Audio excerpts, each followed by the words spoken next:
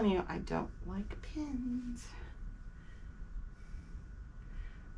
That way also, when I go to tack it down, I can just sew right over that line that's already sewn in. And then when they go to do their binding, it's going to be covered because you're going to sew your binding on, you know, 1/4 inch. So there we go. All right. And then as I sew, I take those pins out. I have seen women able to sew over those pins, but I have seen from my technician all right,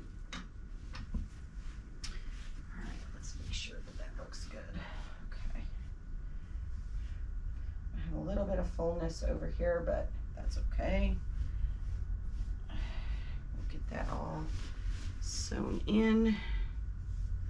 But I have seen what happens knocking the timing out and how difficult it can be on some machines to get your timing set correctly, you know, once it's been knocked out because you hit a pin. So I sew a little bit, pull the pin, sew it over, pull the pin. So, okay, so now I've got it set. Now what I want to do is relax the quilt just a little bit. So I'm going to take and unlock my quilt top and my backing rail. I am just going to rotate it a little bit. Okay, still a little tight. Oh, unlocked. A little bit more. All right, that's good. See, now I'm sticking, I don't know if you guys can see it, probably be better from this side. I can stick my finger in and I can grab the backing, the batting, and the quilt up to my knuckle, my first knuckle on my first finger. So on my pointer finger. That tells me that's good. So I'm just gonna knock it down, tighten it till it clicks, double check it. Yep, we're still good. And now I'm gonna take the steamer and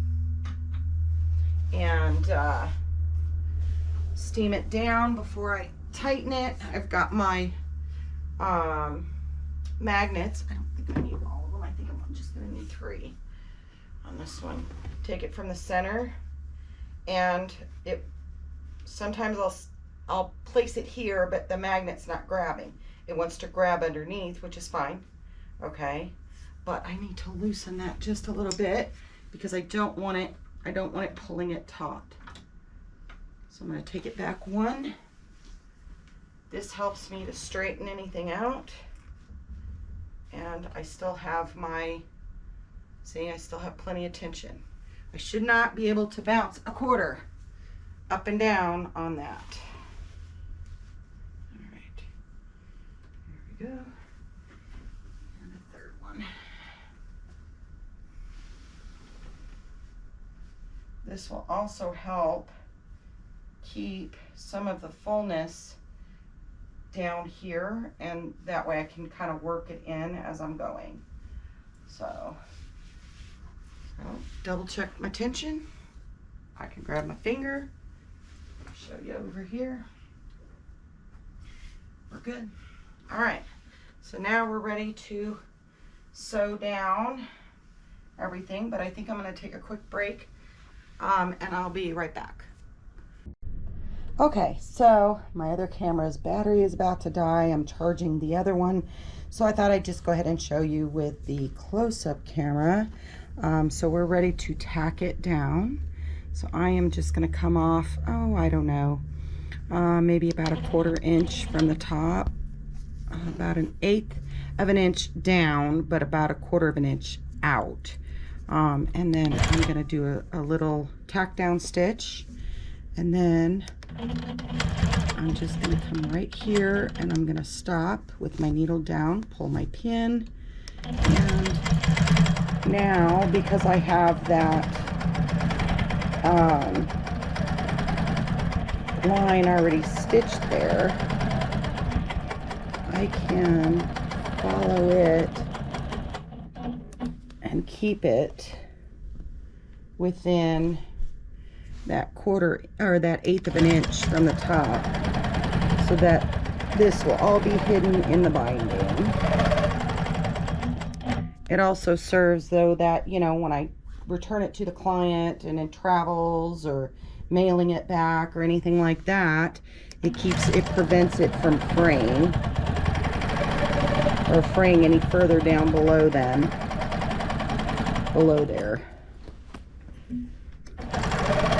And what I'm doing is I'm on the left hand side, I've got my hand over here, and what I'm doing is it stitched on there? Yeah. Just kind of pulling it taut a little bit so that I don't have any puckers, because there is a little bit of fullness. I want to make sure that I pull that out of there. So I do have a little bit of some coming up here right about at the seam here. So I'm going to give it a little pull. And then I'm going to go ahead and pull that pin so I don't stick myself again. And that way it pulls it out of the way so I don't get any puckering or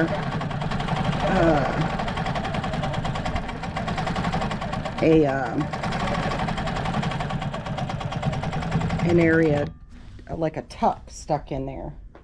Oop, don't want to step on that. Yeah, I've done that a time or two. I'm sure you guys have too. Put a pin right through your foot. Oh, that hurts. Okay. Now, I could go straight down from here, but I typically like to go from, take that out a little bit, from left to right. I don't know why, it's just what I like to do.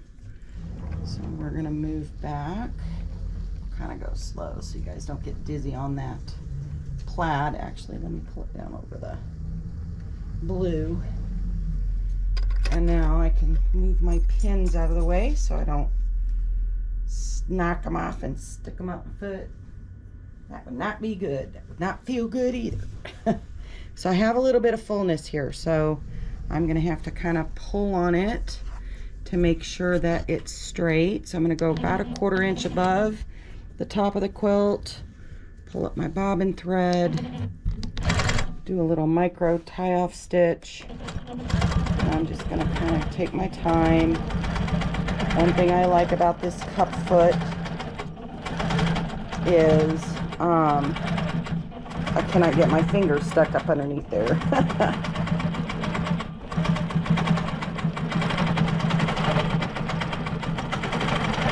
Alright, we're down, needle up. Pull my bobbin thread up and clip. And then let me clip my other 2 pieces up here so they are not in the way and don't get sewed into anything. And then we're going to take it back over to the other side, nice and steady and slow, so that you don't get seasick. And we're going to do the same thing on this side, about 1/4 inch up, pull my bobbin thread up, needle down, and do some micro stitching. All the micro stitching does is 3 mini stitches to kind of lock it in place. I will typically do that on these side pieces, or if I'm doing ruler work, I will do a small micro stitch, but I typically leave my tails, okay, so that I can check them to make sure they're not going to come out otherwise, and then I can clip them. But if not, I have a long enough tail to bury those stitches and use like a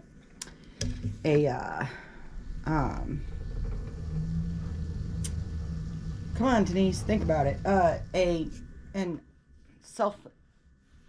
threading needle so that it has the eye that's open on the back side, and that you can knot it off and pull it through.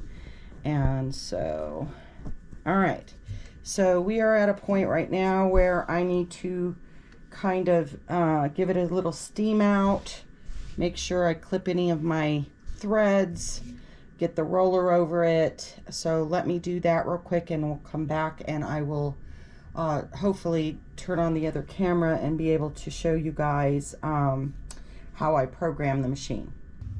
Okay, so I got everything tacked down. I rolled it up where I needed, where I wanted to start the quilt. So now I've already set my area because my GoPro's kind of running out of battery right now. I just kind of wanted to save that time on the video, but anyway, so now what I'm ready to do is program everything. So I know I set my perimeters so that it goes off the side already. I've already tested my tension, my thread tension. I put a little scrap on the side, just did a little couple swirls and half a star that I can just pull the stitches out of when it's done before I cut it. Now I'm ready to program. So I want to, there is a,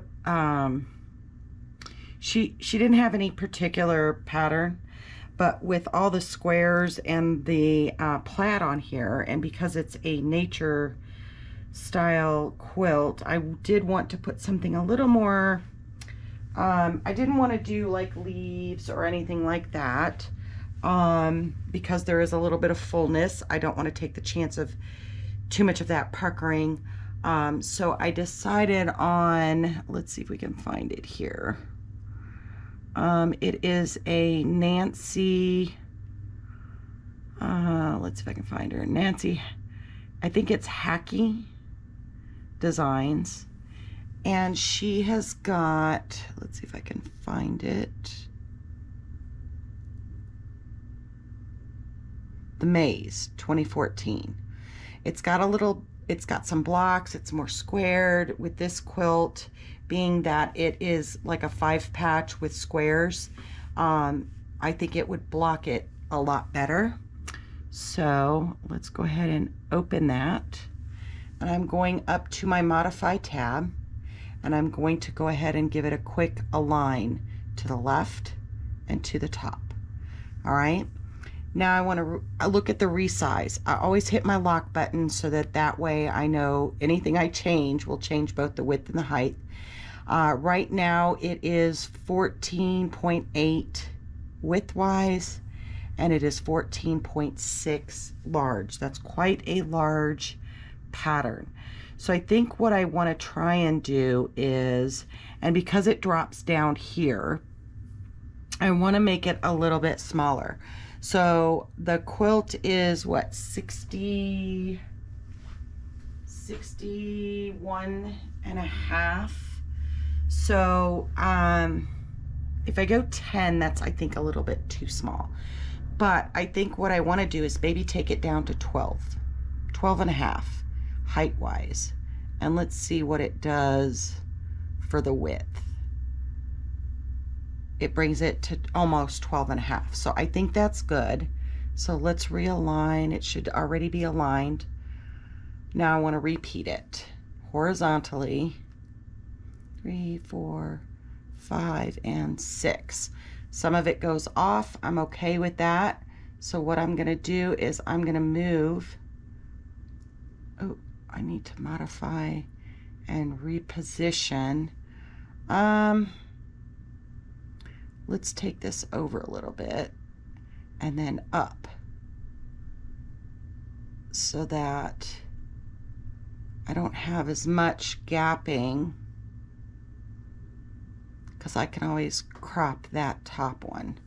All right, so that's what I want it to do. If you notice it here, and that'll square that in, that'll have a couple little things over here on the side to tack it down.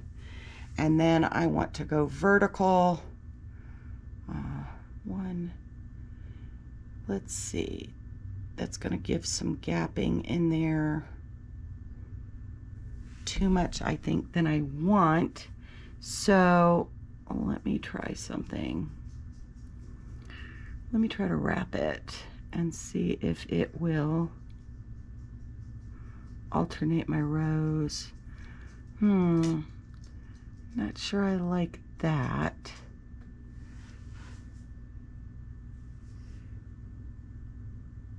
So let's undo, undo, undo. I want it to be point to point. It is going to have a little bit of gapping in there, I think, but all in all, it might be good. But I think I do want to bring this down a little bit so I have, it's not on top of each other. Let's see what 15.15 will do. There we go. So it's kind of definitive in the lines. They're not crossing over. Let's go ahead and let's go back to basic, vertical. I'm going to add that in there.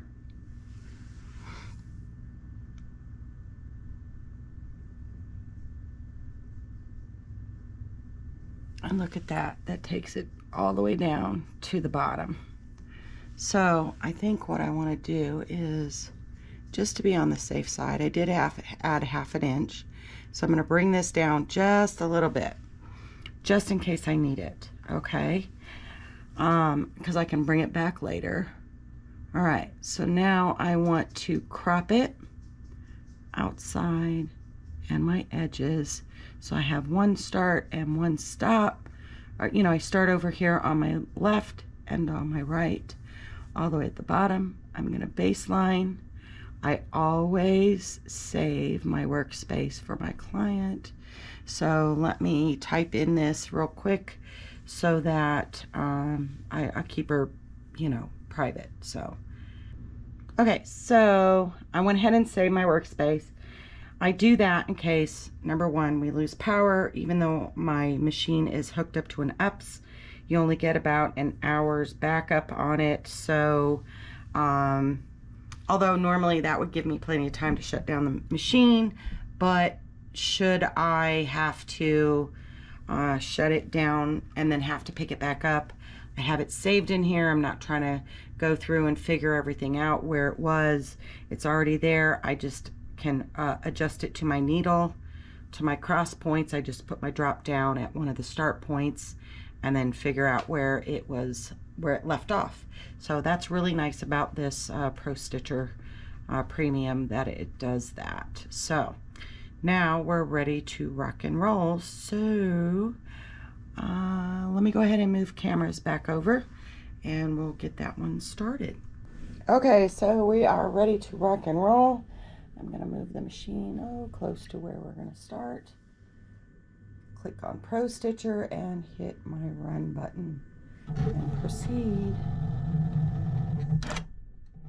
Now remember, we're starting off the quilt a little bit so that it, you know, it sews better. I think it sews nicer. You don't have all that gapping on the side of the borders. And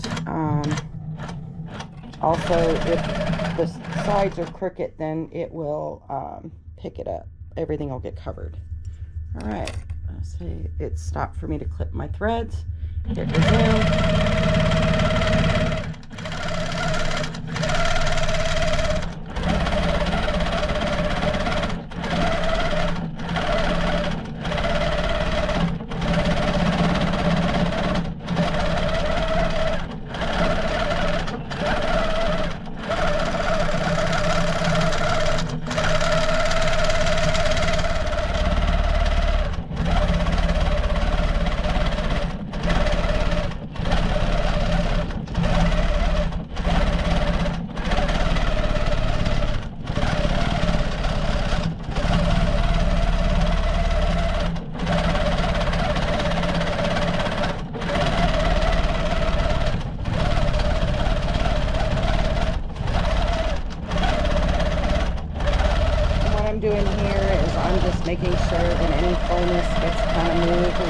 tucked in without creating a pucker.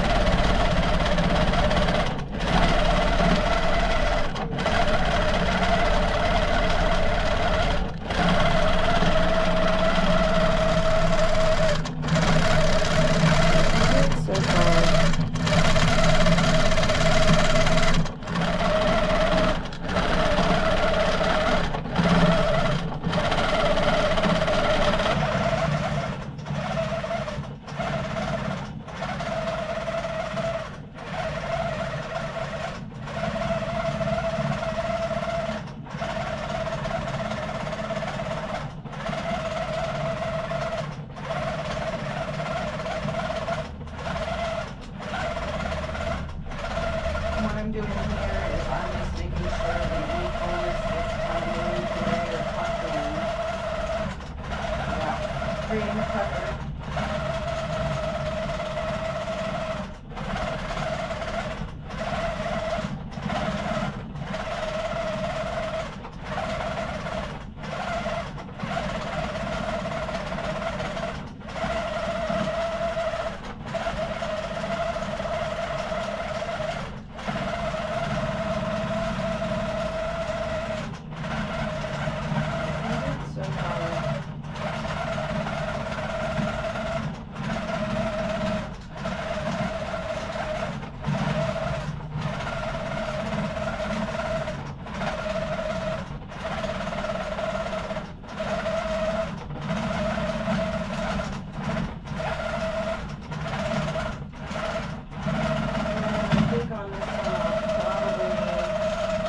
Set it at 12, only get one pass before I have to roll it up a little bit. So when I get to the end and we're ready to roll it up, I'll turn the camera back on and show you how to do that.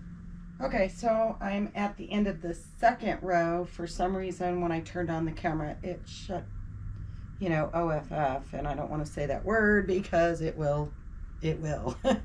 So I thought I'd try my luck again.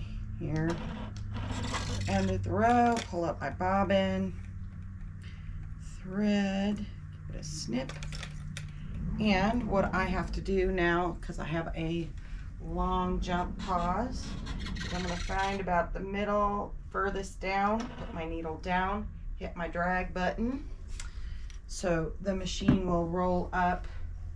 When the machine moves back, it will roll the pattern up for me and get it ready for the next row. Okay. All right, so I'm unlocking my two bottom rails, and then I'm gonna give it a couple spins on the top as I go back to release some of the pressure. It's going to roll it back.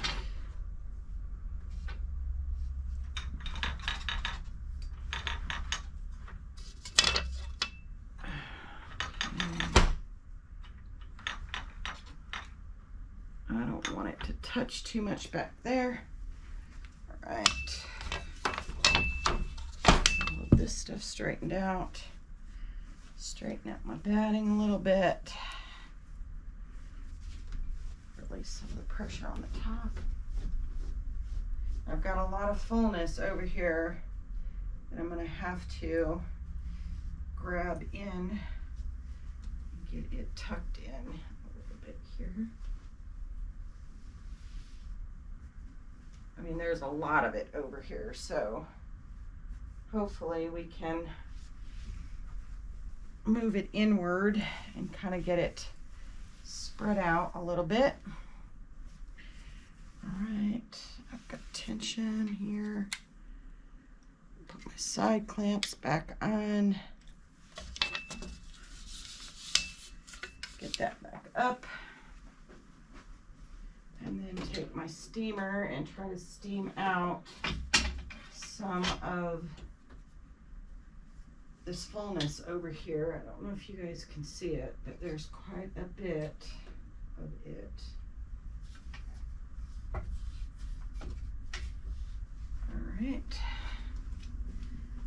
All right, so let me lock down this one, lock down that one.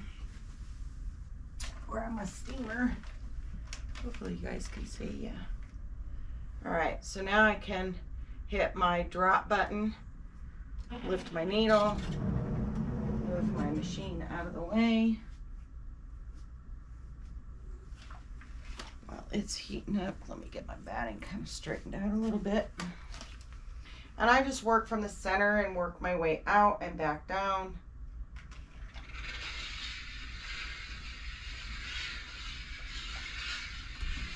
Now there's a lot of fullness here.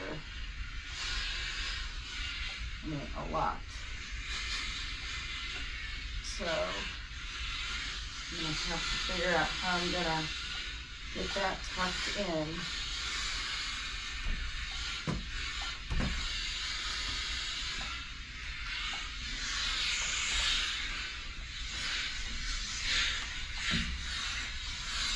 Not so much on this side over here. It's pretty good. So what I may have to do is try and pull it down and over a little bit, because we don't want any puckering, that's for sure. We don't want any creases in it. See if we can shift it a little bit.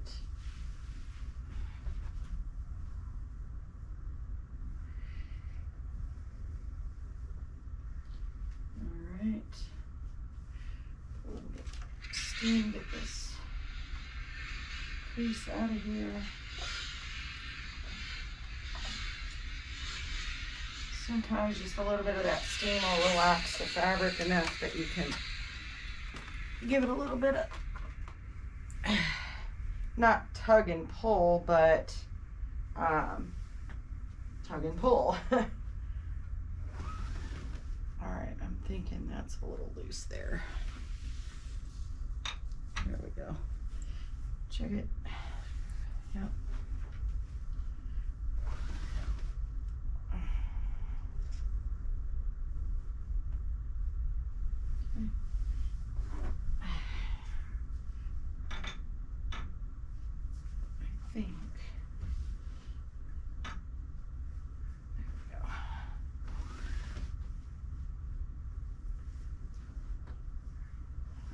Here, I'm just going to I don't want to put any creases in it. So I kind of want to be careful there that I don't put any unnecessary fold in the fabric. There we go. We'll have to cat scratch that in a little bit. It happens. And you just got to deal with it. All right, so we are ready to tack down this end. And I have to be kind of careful with it here, because I don't want to get a pucker in there.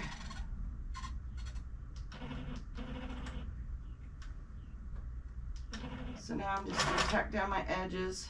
Oh, what happened there?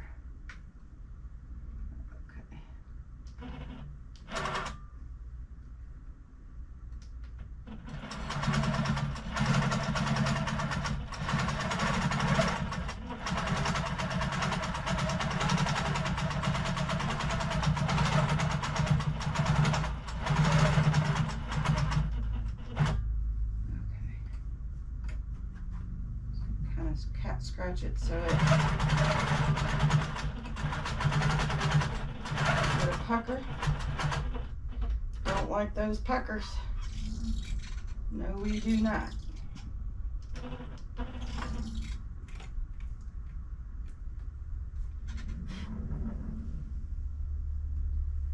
right. sure. Okay. Didn't catch anything underneath there.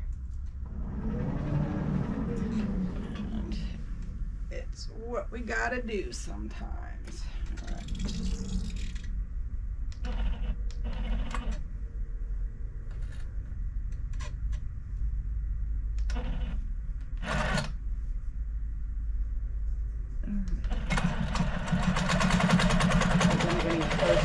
My bobbin, I can hear it getting kind of rickety. I don't know if you can hear it. I do have a bobbin alarm on it, but I'm actually recording the amount of thread it uses, kind of, so I can set my timer on it, or my alarm on it, so to speak. So let me just pull this over real quick and check the bobbin. Let's see what we've got left. Oh, we are close. So let's see. I really don't want to run out. So I think I'm just going to mark it as that.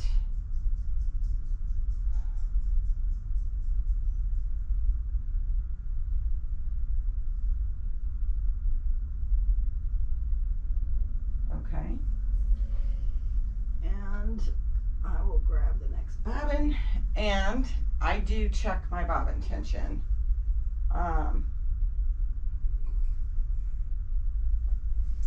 With a TOA. It's an electronic TOA. I do have a manual one for my embroidery machine, but putting my bobbin in, looks like a 9 or a Q for quilting, right? My opening up, slide it in, pull it through. Then I turn on my gauge, and it's going to go through some different stuff. It's calibration. Okay, and what I want to do is I want to move this up to MN. It's the little M, big M. Pop my bobbin in there, wrap it up, down, and then over. And what I'm looking for is, on this thread I like 186. It's a little loose, so I just grab my little screwdriver. There's a little notch over here, righty tighty, lefty loosey. So I'm going to go to the right a little bit. Pull that off and pull. Okay, it's too loose. To the right, Denise. Okay, what's going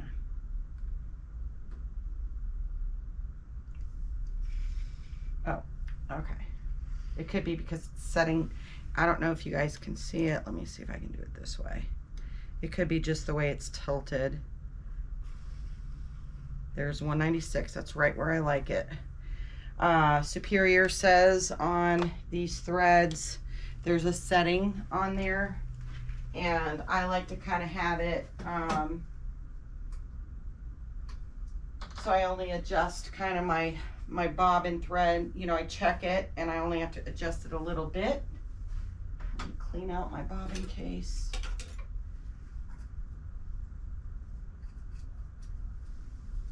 Get all this fuzz out of here. Not much.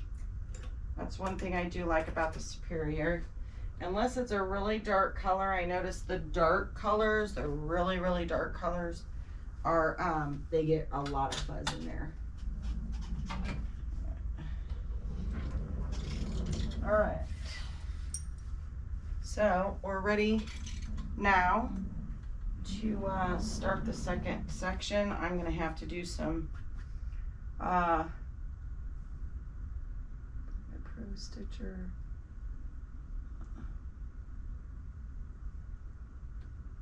Okay. All right. Resume. I'm going to have to stand by this corner over here and just kind of make sure nothing gets tucked in or puckered or anything.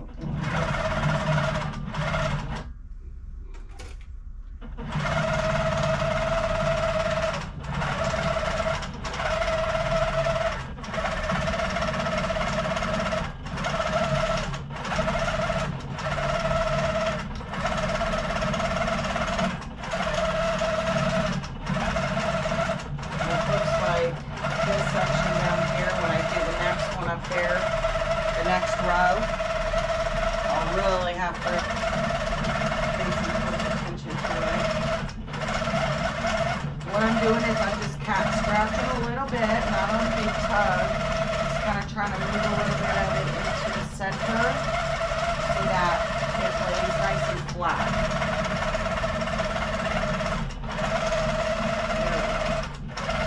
And that's that. So, pretty much that's what I'll do until I get to the end of the quilt, and then I'll turn the camera on when I get down to the last row and show you what I do to pin down the bottom of the quilt, and then show you how I take it off the quilt frame.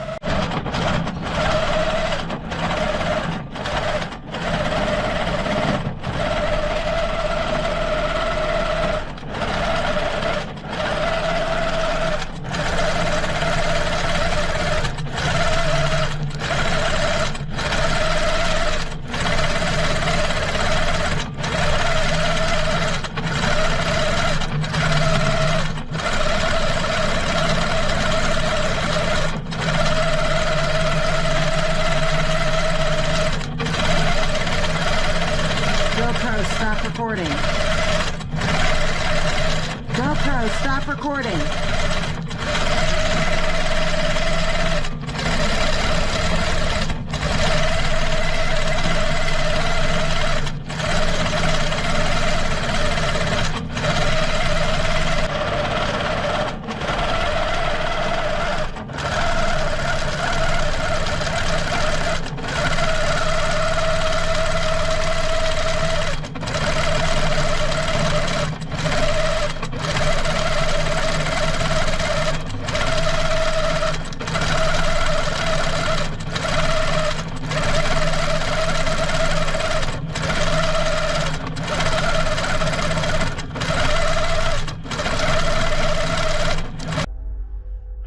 I am at the end of the quilt. I am working a little overtime. It's a little later than I normally do, but I did want to get this quilt done today, or at least get it finished quilting so that tomorrow I can pull it off and cut it down and do all that stuff. But this side over here had a lot of fullness or waviness in the border. So I've had to kind of pull it in a little bit, and so I'm hoping that I can get it straight. I pinned it the best I could in hopes that I don't get any pinching or anything of the sort. So let me go ahead and see if we can get this down and get done for the day.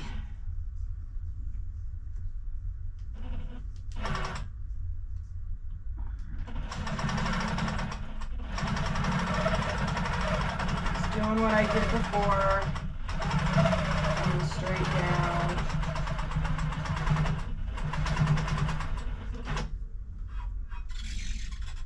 And then it should quilt a little over an inch over to about here. So about an inch down, which is good. All right, so let me get the other side over there so my sides are down. And then I can kind of float my fullness from the borders, the waviness from the borders kind of up and in, and get it quilted in. And the nice thing is with this pattern, it's a larger kind of block pattern. It's got like multiple, it's like a maze, you know, that's what it's called, maze. And it so it can hold some of that fullness in there.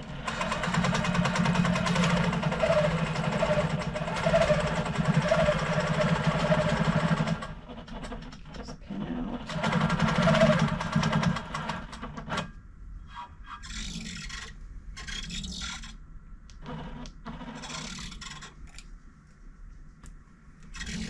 Alright, and then we go across the bottom, and then we'll be ready to quilt the remainder of it, and then I'll be done until tomorrow.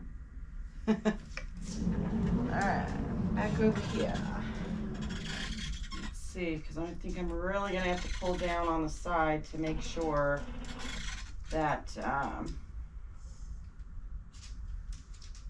have enough. And then let me do my needle down. That way if I need to stop, it'll stop with the needle down and hold everything in place. So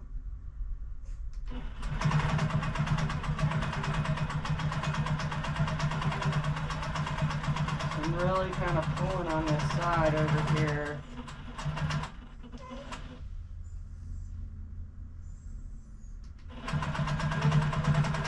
Kind of pull that fullness out. Kind of making it difficult to do a straight line, so but it's still within that 1/8 of an inch to be hidden.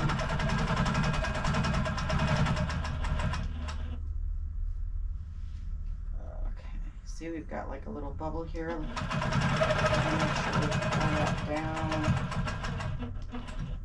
Okay.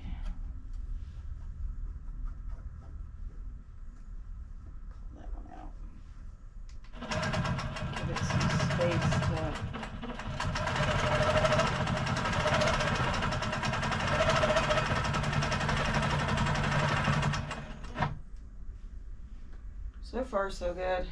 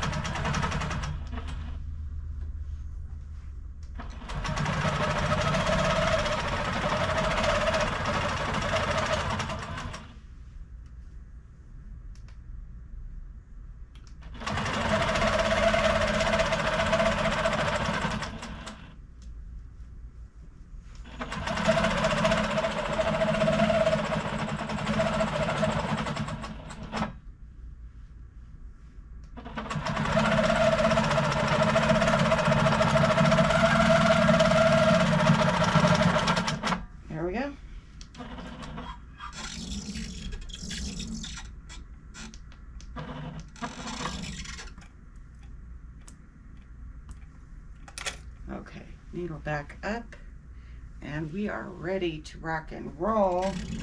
I will just have to stand here and just kind of make sure I kind of cat scratch it in so that we don't get any tucks or any puckering or anything like that. So that'll be the end of this video. I'll come back on tomorrow when I take it off and show you guys how I take it off of the quilt frame. Hi everyone, I am back. It's the next day. I'm ready to take this quilt off the quilting frame. So it's pretty easy, pretty simple, but I just wanted to come on so I could finish up this video. I just disconnect my side clamps. And because we are at the end, I've already taken the magnets off. I'm gonna unlock my backing rail here. There's quite a bit still left on the backing that she'll get returned to her. All right, and it's just as simple as pulling up my red snapper clamps. That easy. Okay, everything goes into the net, doesn't fall on the floor. All right, put those back there. So now what I'm gonna do is release my upper my take-up bar, and I'm just going to crank it down. Sorry, my tray sometimes catches. All right. And then I can just come back here. Same thing.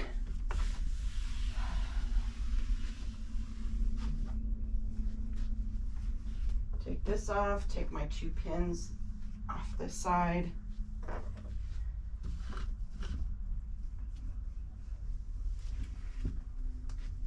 It's very, very simple. I mean, you can't get any quicker than that, right? I mean, well, I suppose maybe somebody could, but that's it. So now it's ready for me to take over to my cutting table. I don't know if you can see it from here or not. My cutting table is over here. It has leaves on either side that lift up so that I can lay it out, and then I just trim off the excess, square it up for the quilt and her excess, and get everything prepped to return to the client. It's that simple. Look for some upcoming videos. I'm gonna do some more project videos, quilting videos. If there's anything you guys have questions about, please leave them in the comments below. And if you like this video, it only takes a second to give it a thumbs up and like it. Subscribe if you haven't, if you'd like to see more content. So until next time, guys, plenty of hugs, loves, and blessings. Bye, guys.